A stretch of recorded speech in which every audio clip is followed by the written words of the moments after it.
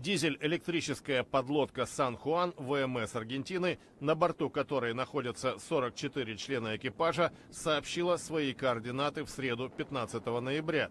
Тогда она находилась в 432 километрах от южного Атлантического побережья страны. Затем связь была потеряна, и 17 ноября началась поисковая операция. Командование полагает, что на лодке могло выйти из строя электрооборудование.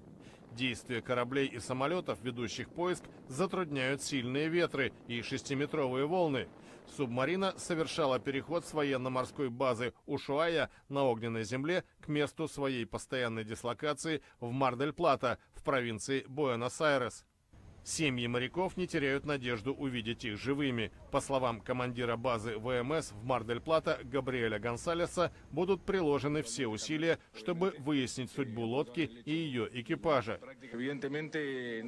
Сейчас мы уделяем первостепенное внимание обнаружению субмарины в подводном положении, возможно, на дне. К этому времени обследовано 80% поверхности района поисков. Сектор прочесывает авиация, исследовательский самолет НАСА с базой в Ушуае и транспортная машина Си-130 ВВС Аргентины. Министерство обороны сообщило, что в субботу удалось засечь импульсы, напоминающие сигналы со спутника. Возможно, лодка пытается дать о себе знать.